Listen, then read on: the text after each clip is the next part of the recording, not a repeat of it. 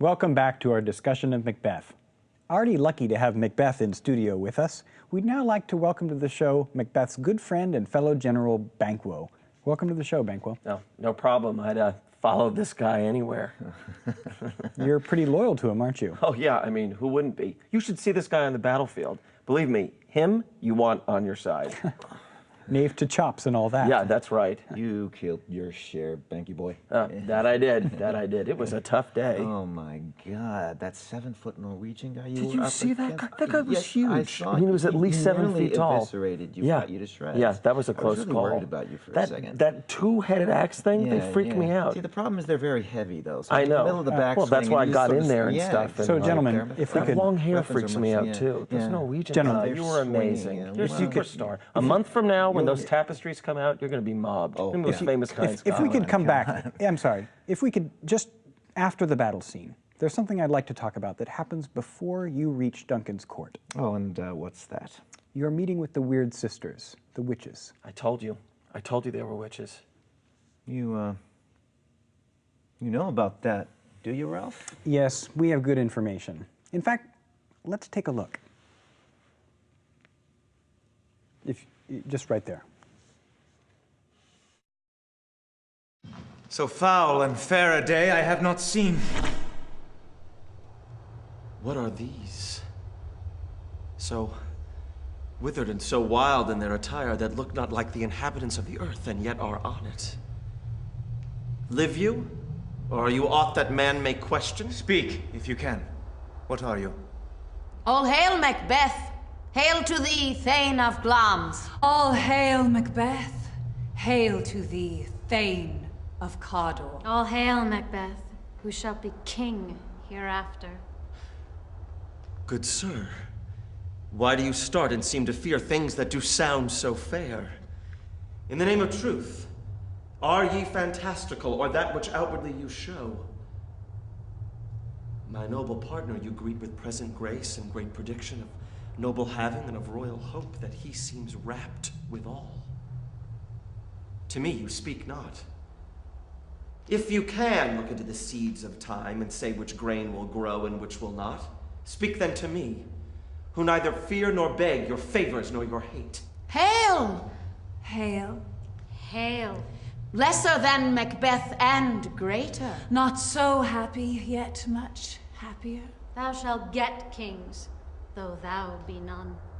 So, all hail, Macbeth and Banquo. Banquo and Macbeth, all hail! They, you imperfect speakers, tell me more. By Sinel's death I know I am Thane of Glamis. But how of Cawdor? The Thane of Cawdor lives, a prosperous gentleman, and to be king stands not within the prospect of belief, no more than to be Cawdor. Say from whence you owe this strange intelligence, or why upon this blasted heath you stop our way with such prophetic greeting. Speak! I charge you! The earth hath bubbles as the water has, and these are of them. Whither are they vanished? Into the air. And what seemed corporal melted as breath into the wind. Would they had stayed. Were such things here as we do speak about? Or have we eaten on the insane root that takes the reason prisoner? Your children shall be kings. You shall be king. And Thane of Cawdor, too, went it not so? To the selfsame tune and words. Who comes here? Wow. Well, that's exciting. Pretty strange, huh? Yeah, I'll say. What were you thinking? Well, thought we might be going mad there for a second. Yeah, I didn't know what to think, to be honest with you. So your first line there, so foul and fair a day I have not seen. Why foul and fair? Well, on the one hand, it was a glorious day. We routed our enemies, kicked their butts, and Scotland was safe, but at the same time, the weather was so horrible. It's just eerie. Yeah. It's drizzly. Fair and foul, indeed. Yeah. So then you run into these weird sisters, and they address you as Thane of Cawdor. As far as you know, you're not Thane of Cawdor at all. That's right, I'm Thane of Glamis. And then the third one says, "Hail Macbeth, that shalt be king hereafter." What did you think when you heard that? I didn't know what to think. My mind was racing. Yeah, you were hypnotized. When the little one said that you'd be king, Yeah. it was like I looked at you and you were like in a trance. Yeah, I was out of it. But Yeah, it is good news, isn't it? Yeah, well, sure. Yeah. Who doesn't want to be king, right? Top of the world. Yeah, obviously. Yeah, leader of everything. But, you know, how would I get that position? How would I become king? You know, who are these hags anyway? Yeah, right. I mean, they could be devils for all we know. Demons or something like that. So in a way, it's fair and foul again. Good news, but eerie circumstances, like the rest of your day. That's right, Ralph. Now, Banquo, when you hear these predictions from Macbeth, you start to wonder what's in store for you. Oh, yeah, well, I mean, it's only natural, right? If someone is predicting the future like these weird sisters seem to be able to do, I mean, it's only natural for me to want to know my own destiny. Yeah, that's what right? I did. Yeah, exactly. You know, so, yeah. And they tell you lesser than Macbeth and greater. Yeah, not so happy, yet much happier. Because you'll never be king yourself, but your heirs will be kings. You have a son? I do. You, Macbeth? No children. It'll happen. So fair, foul, lesser, greater, happy, not so happy. It all sounds pretty confusing.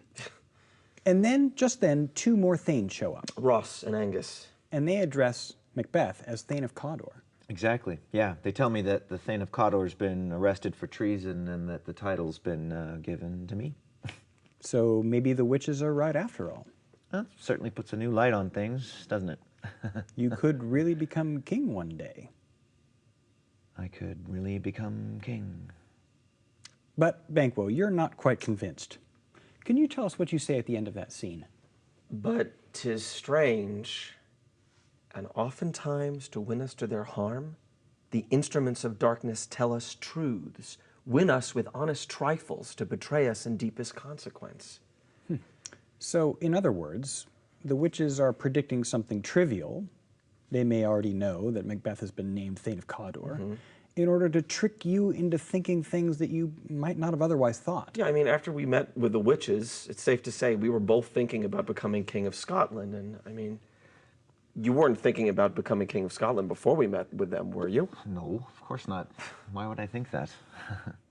What do you think, Macbeth? Are these witches playing a trick, or do they really know the future? Well, yeah, they were right about Cawdor. Yeah, but the thing that gets me is how would they know about it before we do? That's very disturbing part of it. It's very disturbing to me. I don't get that at all. But if they do know the future, it's good news, right? I mean, you're going to be king. Yes, but how am I going to achieve that? How do I get to be king? You have to do things to become king, right? It would mean I'd have to... Hold that thought. It's just not that simple. When we come back, we'll talk one-on-one with Scotland's #1 Thane, Macbeth. Thanks so much for joining us, Banquo. Oh, well, that was quick. So you're done with me. Oh, but I'll be back later, though, right? Yes, probably, one way or another. Yeah, I'll see you at Duncan's court, Banquo. We'll be right back. Welcome back to our discussion of Macbeth. We're talking one-on-one in studio with Macbeth. So the witches have predicted that you're going to be king. Why isn't this all good news? It's good and ill. Good and ill. Good because you'll be king. Why ill? Ill because of the horrible image that's now stuck in my head. What image is that? Do I really have to spell it out to you? If you don't mind. Of killing the king. You're thinking of killing the king already. I can't help it. The thought is there to think. I can see it in my mind's eye. So good and ill, being the king, but having to kill the king. I suppose killing the king is frowned upon. It's the worst thing a man can do. The king is the center of our universe. God's representative on earth. Then you say one more thing, which I think is really beautiful. Present fears are less than horrible imaginings. My thought, whose murder yet is but fantastical, shakes so my single state of man that function is smothered in surmise, and nothing is but what is not. What do you mean by that? Nothing is but what is not. None of the fears that I presently have can be worse than what I'm imagining doing. And even though it's only in my imagination, this thing that hasn't happened yet, it's the only thing that is.